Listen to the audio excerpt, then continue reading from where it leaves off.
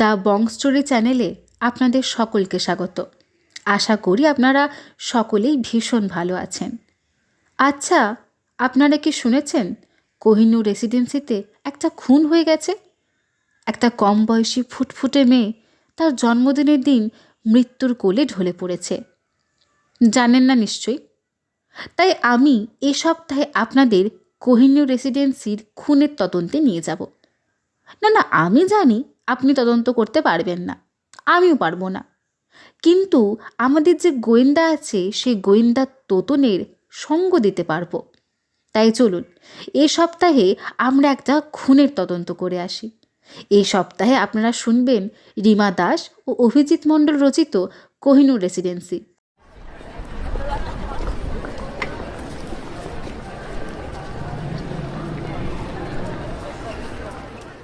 আচ্ছা, এখানে খেতে না এলে কি হতো না? ঢুকতে ঢুকতে রিঙ্কুর কানের কাছে মুখ এনে ফিসফিসে গলায় কথাটা বলল তোতন। না রে, হতো না, তুই ভেতরে যাবি? রিঙ্কু যতটা সম্ভব গলা নামিয়ে আস্তে আস্তে কথাটা বলল।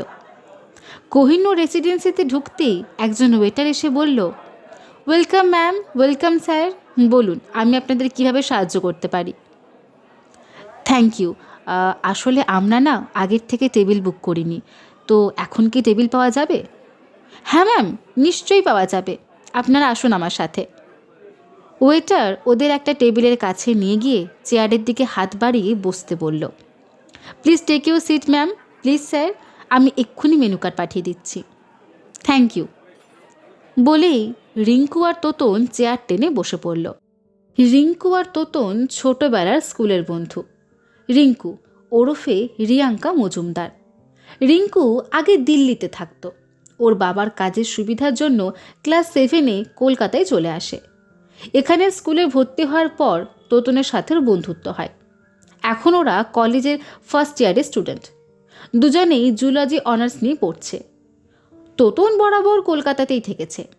প্রায় 5.5 ফুট হাইটের গোল গাল ফর্সা চেহারা, কোঁকড়ানো চুলে প্রায় ঢেকে থাকা কপালের নিচে এক জোড়া তীক্ষ্ণ দৃষ্টির চোখ, টিকালো নাক, যত্ন না নেওয়া দাড়িতে মুখ ঢেকে থাকা ছেলেটাকে দেখেই বোঝা যায় বেশ বুদ্ধিমান।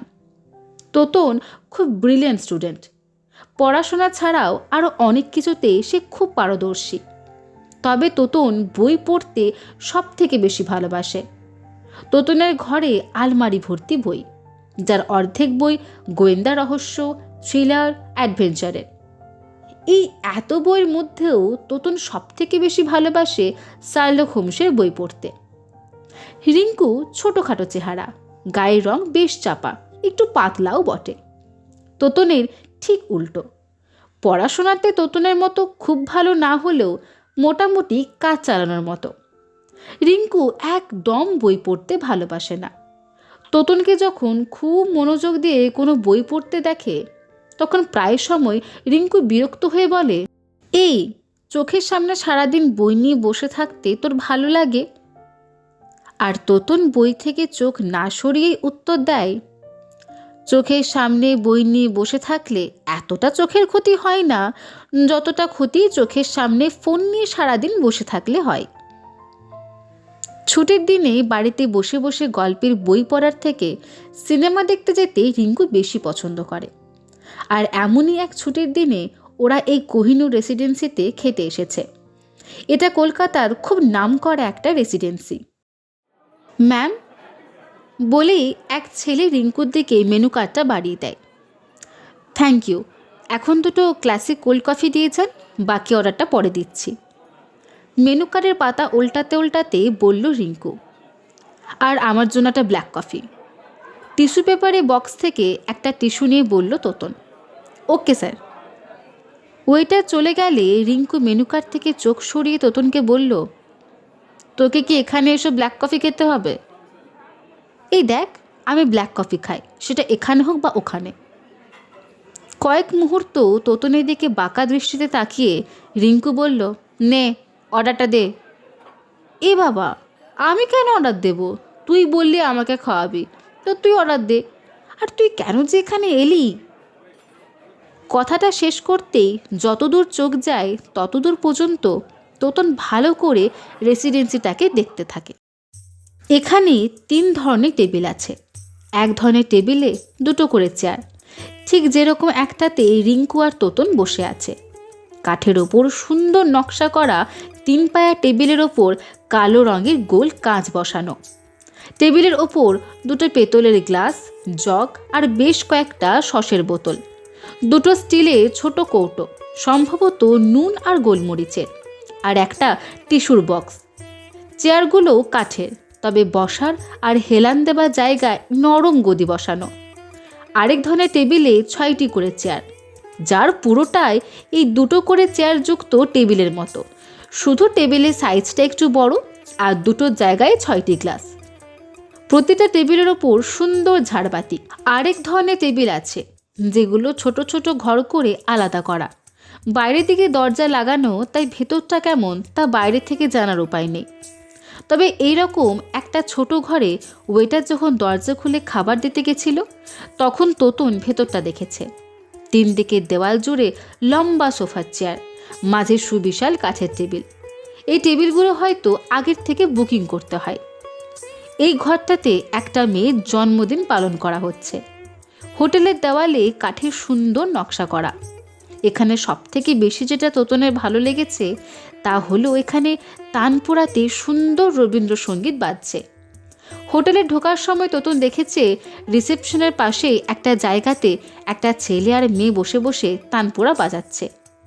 তোতনেরই খুঁটিয়ে দেখাতে বাধা পড়ল যখন ওয়েটার টেবিলের উপর 2টো কফি রেখে, ম্যাম অর্ডার। রিঙ্কু অর্ডার বলতে যাবে এমন সময় একটা চিৎকার, না চিৎকার না, আর্তনাদ। একটা ছেলে হেল্প হেল্প বলে চিৎকার করতে করতে বুকিং টেবিলের ঘরে দরজা খুলে বেরিয়ে এলো। ছেলেটির চিৎকার শুনে রিঙ্কু আর তোতন উঠে দাঁড়িয়েছে। ওয়েটার প্লিজ হেল্প, একটু ডাক্তারকে ফোন করুন, অ্যাম্বুলেন্স ডাকতে হবে। ছেলেটি প্রায় কাঁদো কাঁদো গলায় বলতে থাকে। এতক্ষণে একজন ওয়েটার হাসপাতালে ফোন করেছে, যত তাড়াতাড়ি সম্ভব অ্যাম্বুলেন্স চলে আসবে। রিঙ্কু আর তোতন ওই ঘরটায় ঢুকে ভেতরে ব্যাপারটা দেখে এসেছে। এই ঘরে তোতন দেখেছিল জন্মদিন পালন হতে।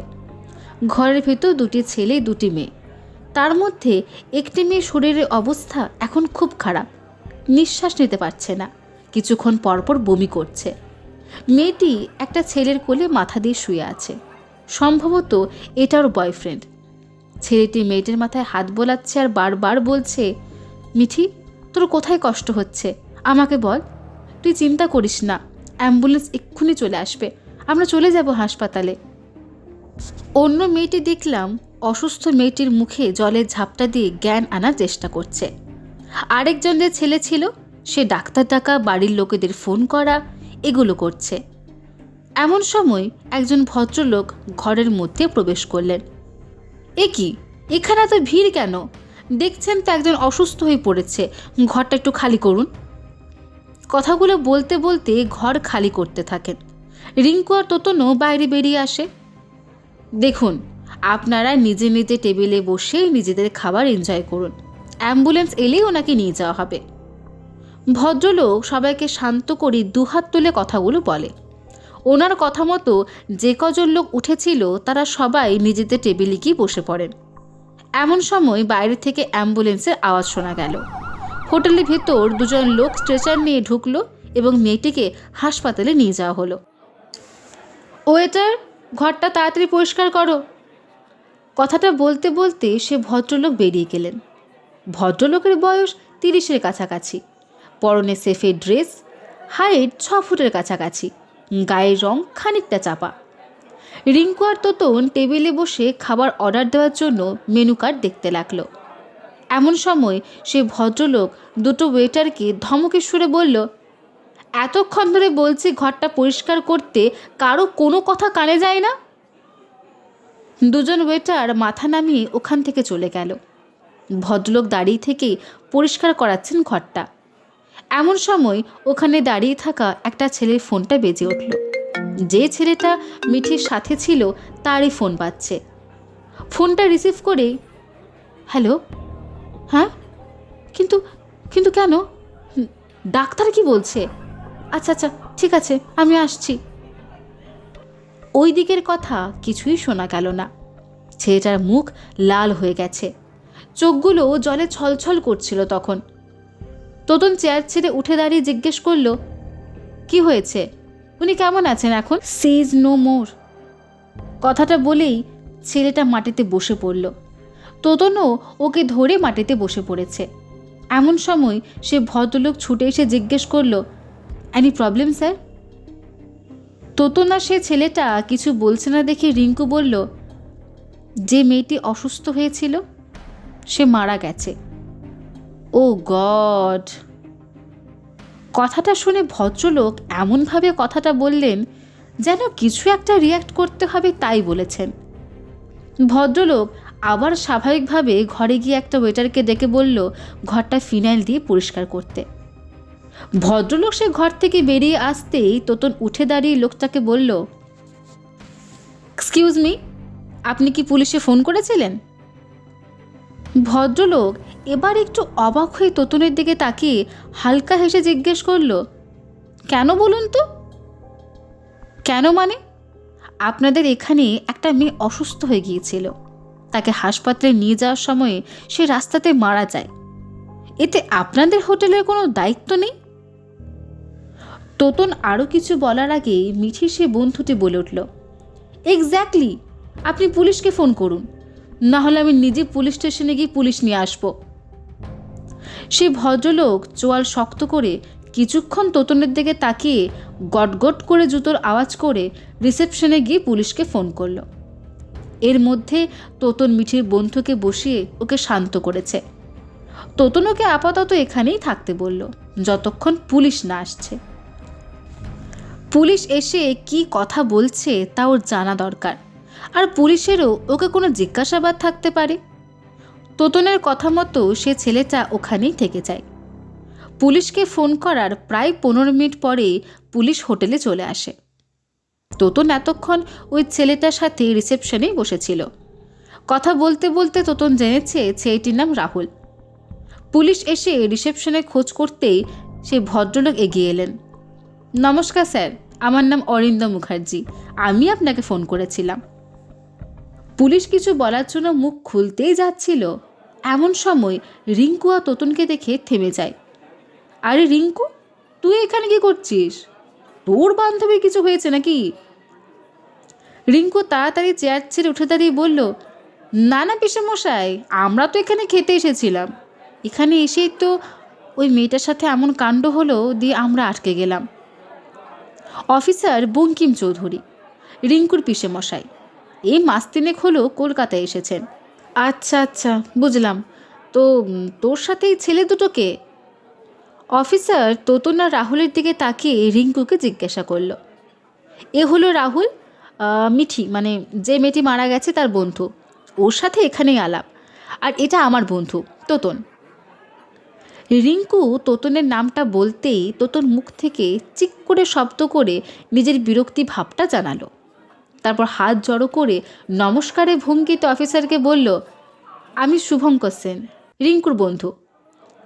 আচ্ছা বেশ বেশ, শোনো, আমার এইদিকে জিজ্ঞাসাবাদ শেষ হয়ে গেলে তোমাদের আমি বাড়ি পৌঁছে দিয়ে আসবো। এখন তোমরা এখানে অপেক্ষা করো। কথাটা শেষ করে অফিসার অরিন্দম বাবুর কাছে গিয়ে জিজ্ঞাসা করলেন, আপনাদের ম্যানেজারকে দেখছি না, উনি কি ঘটনার বিষয়ে কিছুই জানেন না? আরে না না, জানেন, উনি এসেছিলেন, ওনার ঘরে কিছু গেস্ট এসেছেন, তাই উনি চলে গেলেন, চলে আসবেন এক্ষুনি। ম্যানেজার একবার এসেছিলেন, মিনিট 5 মতো ঠেকিয়ে অরিন্দমের সাথে কিছু কথা বলে আবার বেরিয়ে যান।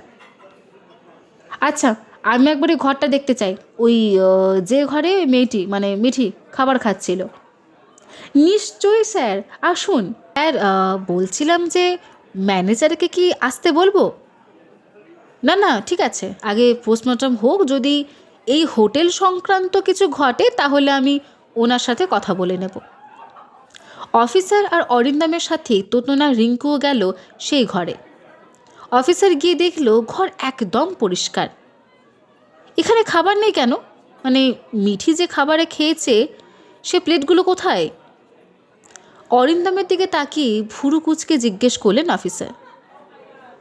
আসলে স্যার ঘরটা বড্ড নোংরা হয়েছিল, আর উনি বমিও করেছিলেন।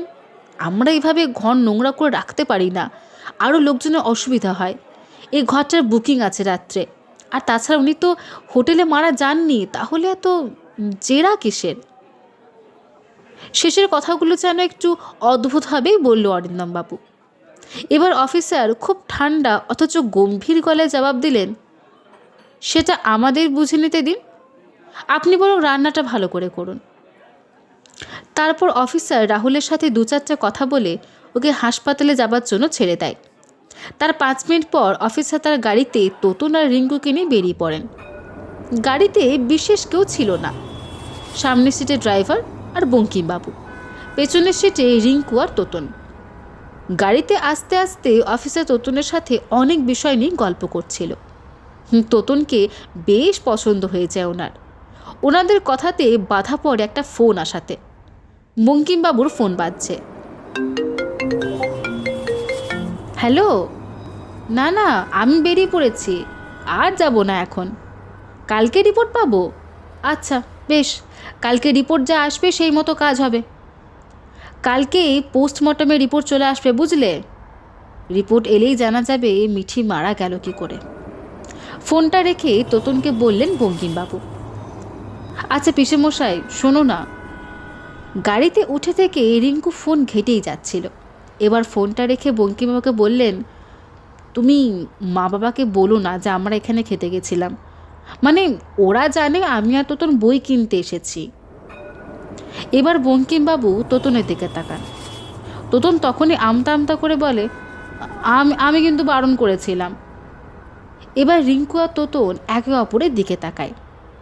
আচ্ছা ঠিক আছে, আমি কিছু বলবো না বাড়িতে। তা তুমি কোথায় নামবে তোতন? এই তো সামনের গইটায় তুমি নামিয়ে দাও, এখান থেকে আমরা চলে যেতে পারবো। আমরা মানে? তুইও নামবি নাকি? হ্যাঁ, আমার ব্যাগ আছে এখানে, আমি বাপিকে ফোন করে দেব, বাপি এসে আমাকে নিয়ে যাবে। হ্যালো। হ্যাঁ রে, বল। এ কি রে, তুই এখনো ঘুমাচ্ছিস? তোতনের ফোনে ঘুম ভাঙে রিঙ্কুর। তোর পিসেমশাইয়ের নাম্বারটা আমাকে দে তো একটু। কেন, কি হয়েছে? উফ, তুই দিবি কি? আচ্ছা দাঁড়া, দেখছি। রিঙ্কু বঙ্কিমবাবুর ফোন নাম্বারটা দেওয়ার পরই তোতন ফোন করে। হ্যালো, কে বলছেন? আমি মানে তোতন বলছি। ও আচ্ছা আচ্ছা, হ্যাঁ বুঝেছি। বলো তোতন, কি বলবে? আমি আপনার নাম্বারটা রিঙ্কুর কাছে নিলাম। আসলে কয়েকটা কথা বলার ছিল আপনাকে, ওই কালকের মিঠির ব্যাপারটা নিয়ে। হ্যাঁ বলো। আচ্ছা, আজকে তুমি কলেজে যাবে? হ্যাঁ যাব। কেন বলুন তো? গুড। তাহলে একটা কাজ করো, তুমি মোড়ের মাথায় এসে দাঁড়াও ওই 10:30 নাগাদ। আমি ওখান থেকে তোমায় গাড়িতে তুলে নেব, গাড়িতে যেতে যেতে কথা হবে। আচ্ছা বেশ। বলছি, রিঙ্কুকেও সাথে নিই না? মানে ও পরে জানলে রাগ করবে। হ্যাঁ তা যা বলেছ, ঠিক আছে বেশ, ওকেও ডেকে নাও। বঙ্কিমবাবু রিঙ্কুর মা বাবাকে ফোন করে আগের দিন রাতেই তোতনের কথা জানতে চায়। রিঙ্কুর মা বাবা জানায় তোতন খুব ব্রিলিয়ান্ট ছেলে, আর খুব স্বভাবেও ভালো। তাই বঙ্কিমবাবু তোতনকে সাথে নিয়ে যান।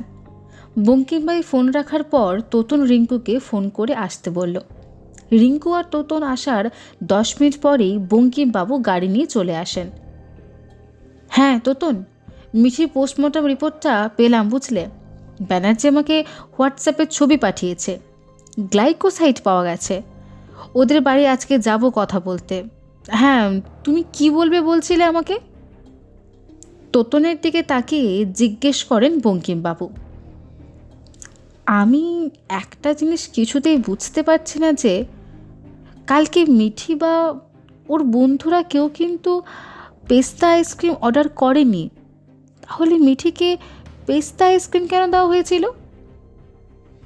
তোতনের কথা শুনে একটু অবাক হয়ে ওর থেকে কিছুক্ষণ তাকিয়ে থাকেন বঙ্কিমবাবু। তুই কি করে জানলি? জিজ্ঞেস করে রিঙ্কু। তোতনের কথাতে রিঙ্কু বেশ অবাক হয়। কালকে হোটেলে তোতন ওর সাথেই পুরো সময়টা ছিল, একবারও উঠে কোথাও যায়নি। তাহলে ও জানলো কি করে যে মিঠি খাবারে কী অর্ডার দিয়েছিল?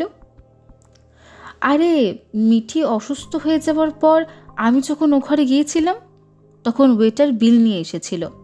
আমি তখন দেখেছি ওদের বিলে কোথাও পেস্তা আইসক্রিম লেখা ছিল না। আর মিঠি অসুস্থ হওয়ার আগে পেস্তা আইসক্রিম খাচ্ছিল। তোর মনে নেই মিঠি যখন সেন্সলেস হয়ে গেল তখন ওর হাত থেকে চামচ পড়ে গেছিল? শেষের কথাগুলো রিঙ্কুর দিকে তাকিয়ে জিজ্ঞেস করে তোতন। রিঙ্কু একটু অবাকের দৃষ্টিতেই তোতনের দিকে তাকায়, তারপর বলে, মনে নেই রে। তুমি এত কিছু নোটিস করেছ? জিজ্ঞেস করলেন বঙ্কিমবাবু। হ্যাঁ, মানে চোখে পড়েছিল। আমি বলছিলাম আজকে একবার হোটেলে জিজ্ঞাসাবাদ করলে হতো না? তোতনের কথা শুনে মাথা নেড়ে হ্যাঁ জানায় বঙ্কিমবাবু। তোতনের বুদ্ধি তারিফও করেন তিনি।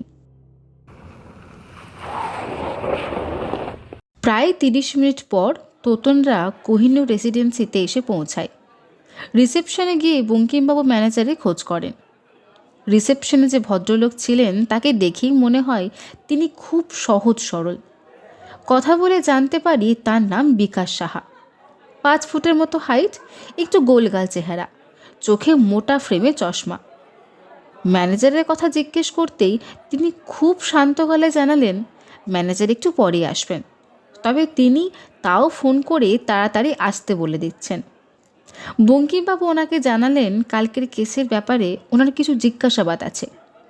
বিকাশবাবু তোতনদের একটা ঘরে নিয়ে গিয়ে বসালেন, আর কালকে সন্ধ্যাতে যারা ডিউটিতে ছিলেন তাদের এক এক করে ওই ঘরে পাঠিয়ে দিলেন। ওয়েটারদের সাথে কথা বলে বিশেষ কিছু জানা গেল না। তোতন কাউকে পেস্তা আইসক্রিমের কথাটা জিজ্ঞেসও করল না। 3 জন ওয়েটারের পর মেন শেফকে ডাকতে বললেন বঙ্কিমবাবু। যদিও ডাকতে তোতন বলল। মেন শেফের সাথে তখন ম্যানেজারও ঘরে প্রবেশ করলেন। ম্যানেজারের মুখে বিরক্তির ছাপ। তিনি এসেই বিরক্তি গলায় বললেন, কি ব্যাপার অফিসার, আপনি এখানে কেন? কালকের কেস নিয়ে একটু জেরা করতে এসেছি, আপনাকেও দরকার, আসুন বসুন। বলেই বঙ্কিমবাবু একটা চেয়ার তাকে দেখিয়ে দিলেন। কিসের জেরা? সে মেয়ে তো হাসপাতালে মারা গেছে, তো আমাদের হোটেলে এসব পুলিশের জেরা কেন? কথাগুলো একটু জোরেই বললেন ম্যানেজার। সামনে টেবিলের ওপর সজোরে একটা চাপড় মেরে উঠে পড়লেন অফিসার। আপনি বোধহয় ভুলে যাচ্ছেন, সেই মেয়ে আপনাদের এখানেই অসুস্থ হয়, আর সে হাসপাতালে না, হাসপাতাল নিয়ে যাবার সময় গাড়িতেই মারা যায়। ওদের বাড়ির লোক আপনাদের হোটেলের এগেনস্টে ডায়েরি করেছেন। আমি চাইলে কিন্তু আপনাদের হোটেল সিল করে দিতে পারি। আপনি নিশ্চয়ই সেটা চাইবেন না, তাই কথা না বাড়িয়ে আমাদের সঙ্গে কোঅপারেট করে আমাদের সাহায্য করুন। আরে না না, কি বলছেন স্যার? ম্যানেজারের পেছন থেকে ব্যস্ত হয়ে সামনের দিকে এগিয়ে আসে অরিন্দম। স্যার একটু চিন্তায় আছেন। আসলে আমাদের হোটেলে এইরকম কেস তো আগে কোনো দিন হয়নি, আর তাছাড়া স্যার তো আগের দিন ছিলেন না, তো উনি এই নিয়ে কিছু জানেও না। আপনি কি জিজ্ঞাসাবাদ করবেন আমায় করতে পারেন। অরিন্দমের কথা শুনে বঙ্কিমবাবু কিছুটা শান্ত হয়ে ওনাদের বসার ইশারা করে নিজেও বসে পড়েন। আচ্ছা অরিন্দমবাবু, আপনি কতদিন হলো এখানে কাজ করছেন? এই তো প্রায় 1 বছর মতো হবে। আচ্ছা, আপনার নিজের বাড়ি কোথায়? কলকাতাতেই? না না, আমি বীরভূমের মুক্তপুরী গ্রামে থাকতাম, পড়ার সূত্রে কলকাতাতে আসা। আচ্ছা, আমি কি কিছু জিজ্ঞেস করতে পারি? তোতনের কথা শুনে তোতনের দিকে তীক্ষ্ণ দৃষ্টিতে তাকায় অরিন্দম। হ্যাঁ হ্যাঁ করো, বললেন বঙ্কিমবাবু। আচ্ছা, কালকে মিঠিরা যা যা খাবার অর্ডার করেছিল সেগুলো কি আপনি বানিয়েছিলেন? অরিন্দম হালকা হেসে জবাব দেয়, না, আমি আসলে কারো অর্ডারে রান্না খুব কম করি, নতুন কোনো রেসিপি ট্রাইটাই বেশি করি।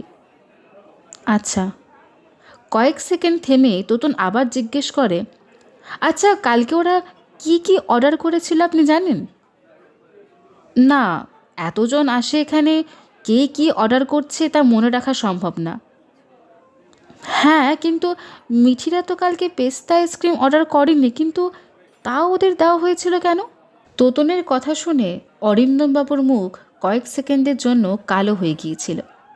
তিনি আবার হালকা হেসে বললেন, ও আচ্ছা আচ্ছা, ওটা আমাদের হোটেলের রুলস বা ফেসিলিটি বলতে পারেন। আমাদের এখানে যখন কেউ কোনো কিছু সেলিব্রেশন করতে আসে, সেটা বার্থডে হোক বা অ্যানিভার্সারি, আমরা তখন তাদের কিছু গিফট দিই। তো ওনাদের প্রথমে আমরা রসমালাই অফার করেছিলাম, ওনারা আইসক্রিম দেওয়ার কথা বলেন, তাই আমরা পেস্তা আইসক্রিম দিই। হোটেলে জেরা শেষ করে ওনারা সবাই মিঠিদের বাড়ির দিকে রওনা দিল। মিঠিদের বাড়িতে গিয়ে তোতনরা দেখল বাড়ির অবস্থা খুব খারাপ। এটাই স্বাভাবিক, কালকে রাতেই মিঠি মারা গেছে। সবাই সামনে ড্রয়িং রুমে বসেছিল। মিঠির বডি আসতে এখনও অনেকটাই দেরি আছে। এই সুযোগে সবাইকে জেরা করে নেবেন বলেই ঠিক করেন বঙ্কিমবাবু। একটা সোফার মধ্যে তোতন, রিঙ্কু আর বঙ্কিমবাবু বসে আছেন। আচ্ছা, আপনার মেয়ের কি কোনো শারীরিক অসুবিধা ছিল? মিঠির বাবাকেই জিজ্ঞেস করেন বঙ্কিমবাবু। মিঠির বাবা মুখটা খানিকটা তুলে আবার নিচের দিকে নামিয়ে বললেন, হ্যাঁ, ওর একটু হার্টের সমস্যা ছিল, তবে সেটা খুব বেশি কিছু না। বঙ্কিমবাবু একটুখানি ঘাড় নেড়ে মিঠির সেই বান্ধবীকে জিজ্ঞেস করল যে কালকে রাতে ওদের সাথে হোটেলে গিয়েছিল, আচ্ছা, তোমরা কি কালকে বাইরে কোথাও কিছু খেয়েছিলে? মানে হোটেলে খাওয়ার আগে কোথাও কিছু খেয়েছিলে? না, আমরা কালকে সবাই এখান থেকে হোটেলেই গেছিলাম। যাওয়ার আগে বিনি মাসি কফি করেছিল, সবাই খেয়েছিলাম, তারপর যা খাওয়া দাওয়া সব হোটেলেই হয়েছিল। আচ্ছা, আপনার মেয়ের কি কোনো শত্রু ছিল বা আপনার কোনো শত্রু? কারণ মিঠির পোস্টমর্টম রিপোর্ট বলছে ওর শরীর থেকে গ্লাইকোসিড পাওয়া গেছে। এবার মিঠির বাবা একটু কাঁদো কাঁদো গলায় বললেন, আমার বা আমার মেয়ের এমন কোনো শত্রু ছিল না যে ওকে মেরে দিতে পারে। ও খুব শান্ত মেয়ে ছিল। আপনি কিছু একটা করুন যাতে আমার মেয়েটা বিচার পায়। ওই ওই হোটেলের খাবারে কিছু ছিল, আপনারা ওদের গিয়ে ধরুন। আমাদের কাছে ওদের এগেনস্টে কোনো প্রমাণ নেই, কি করে ধরবো বলুন? আমরা আমাদের দিক থেকে সব রকম তদন্ত করছি। বঙ্কিমবাবুর কথা শেষ হতেই রাহুল, মানে মিঠির সে বন্ধু, ঘরে এসে দাঁড়িয়েছে। আঙ্কেল, মিঠিকে আনা হয়েছে। মিঠির বাবা খুব জোরে কেঁদে উঠলেন, তারপর বাইরে বেরিয়ে গেলেন। তোতনরাও বাড়ির পরিস্থিতি খারাপ বুঝে বেরিয়ে গেল। ঘর থেকে বেরোনোর সময় দেখল মিঠির বয়ফ্রেন্ড একদিকে চুপ করে দাঁড়িয়ে আছে। তোতনরা কাছে গিয়ে বলল, নিজেকে শক্ত করুন, এইসব মিটলে আপনার সাথে একবার যোগাযোগ করব। মিঠির মৃত্যু সংক্রান্ত কিছু কথা আছে।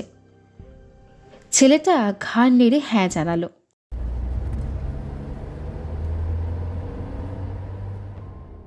মিঠিদের বাড়ি থেকে বেরোনোর পর গাড়িতে এই নিয়ে বিশেষ কিছু কথা হয়নি। সবাই কেমন যেন চুপ করেছিল। হয়তো মিঠিদের বাড়ির পরিস্থিতি সবার মনে একটা নিঃশব্দের আঁচড় কেটেছে। তোতনা রিঙ্কু যেই মোড়ে উঠেছিল আবার সেই মোড়েই নেমে গেল। তুই কি করে নিশ্চিত হচ্ছিস বলতো যে এটা খুন? তোতনকে জিজ্ঞেস করে রিঙ্কু। তোতন হাঁটা থামিয়ে রিঙ্কুর দিকে তাকিয়ে বলে, তো কোনো মানুষ শুধু শুধু কেন গ্লাইকোসিড খেতে যাবে বলতো, যেখানে তার জীবনে কোনো সুইসাইড করার মতো কারণ নেই? গ্লাইকোসিড খেলে কি হয়?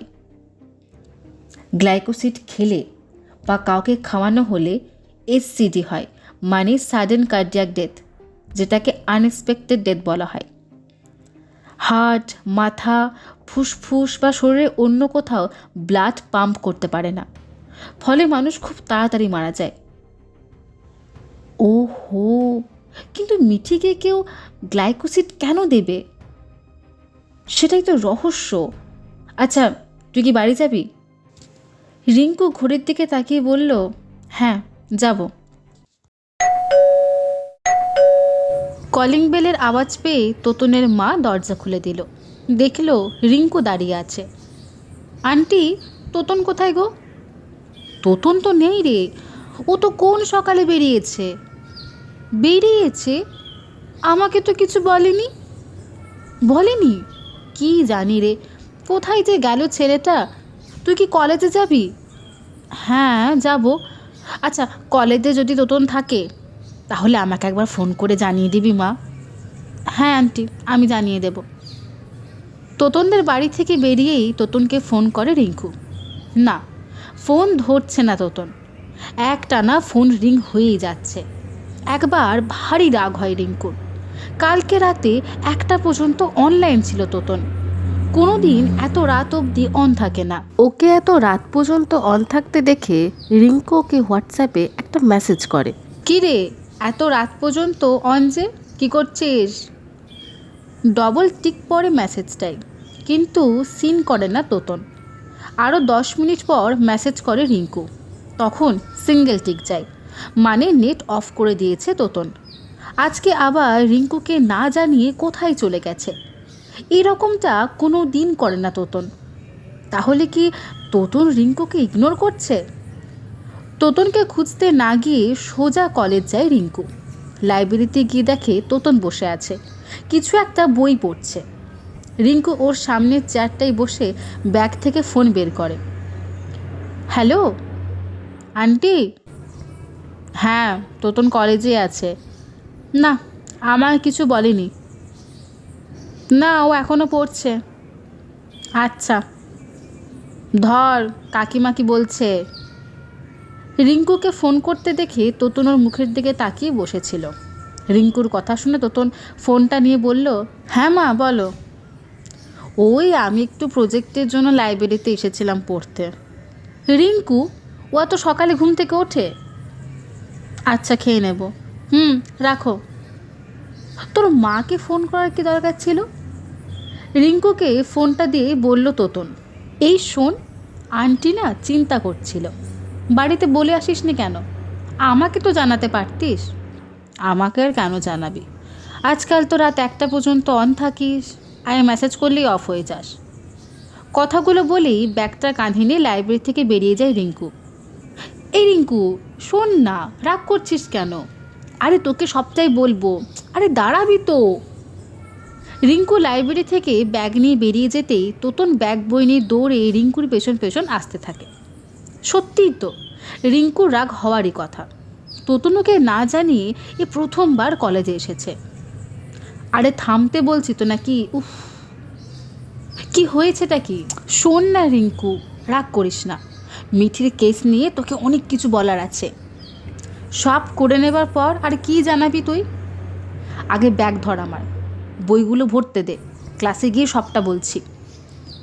রিঙ্কু আর তোতন ক্লাসে গিয়ে দেখে অনেকেই ক্লাসে এসে গেছে। এই নিয়ে আর কিছুই আলোচনা করা যাবে না। রিঙ্কু, বিডির ক্লাসের পর একটু বেরোবো, তুই যাবি তো? প্লিজ রাগ করিস না, তোকে সবটাই বলবো। আমি কালকে সত্যিই টাইম পাইনি রে। রিঙ্কু মাথা নেড়ে হ্যাঁ জানায়। এবার বল, কি বলবি? কাঁধের ব্যাগটা খুলে রেখে বলল রিঙ্কু, কালকে রাতে আমি ফেসবুকে একজনের অ্যাকাউন্ট স্টক করছিলাম। তোতনের কথা শুনে একটু অবাক হয় রিঙ্কু। এতটাই অবাক হয় যে ওর ভুরু দুটো কুঁচকে যায়। তোতন রিঙ্কুর মনের অবস্থা বুঝতে পেরে বলে, আরে না, কোনো মেয়ের অ্যাকাউন্ট না, অনিমেষ চৌধুরী মানে মিঠির বয়ফ্রেন্ড আর অরিন্দম গাঙ্গুলির অ্যাকাউন্ট দেখছিলাম।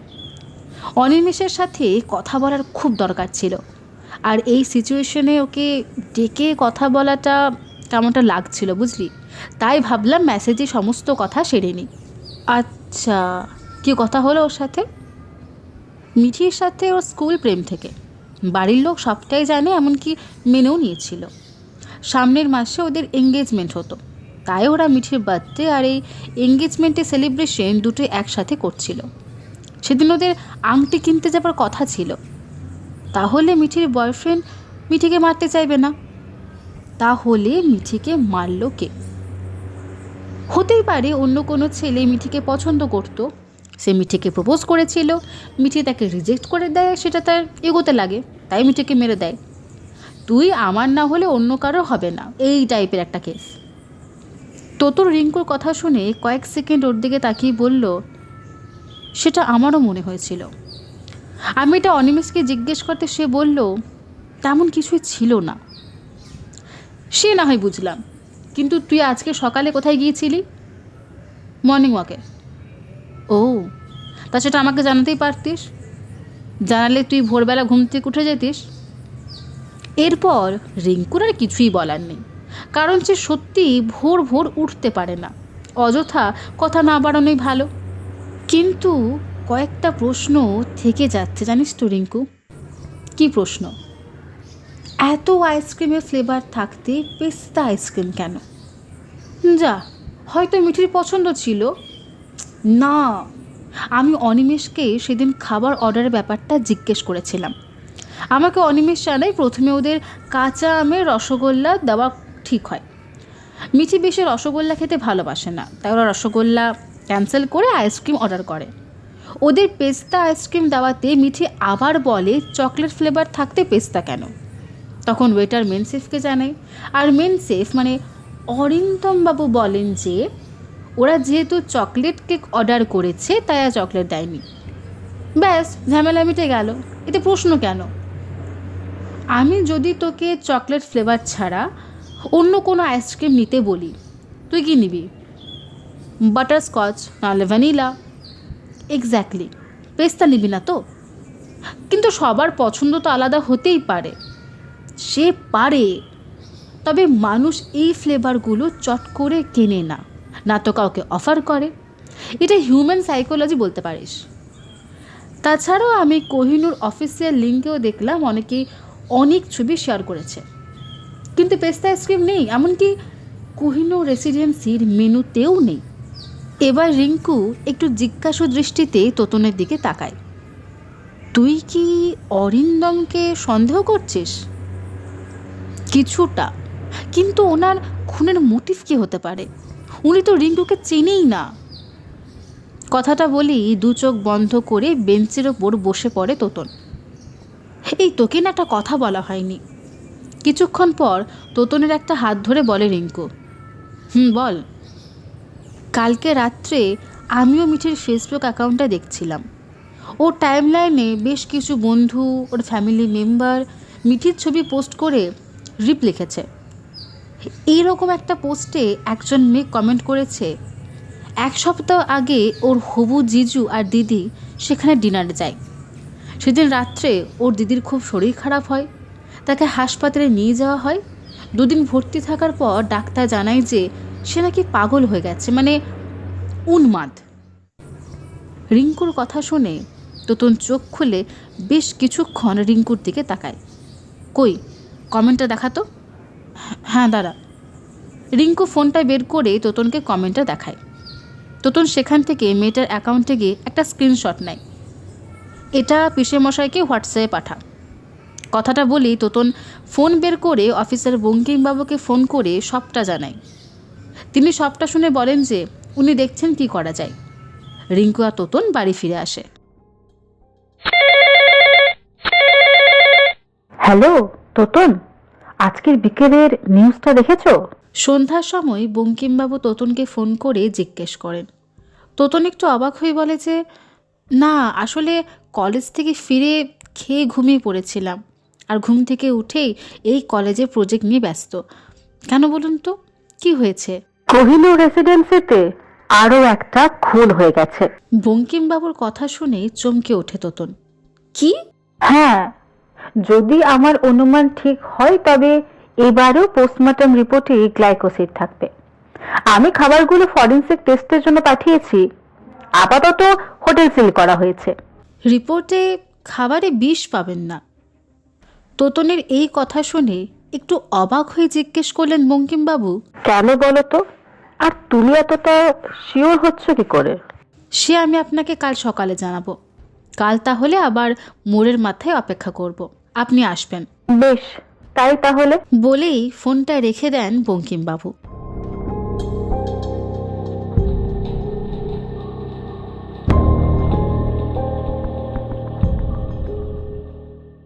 কোহিনূর রেসিডেন্সির প্রথম পর্ব কেমন লাগলো তা অবশ্যই আমাদের জানাবেন। আপনাদের সাথে আমাদের দেখা হবে পরের সপ্তাহে এই গল্পের দ্বিতীয় অংশ নিয়ে।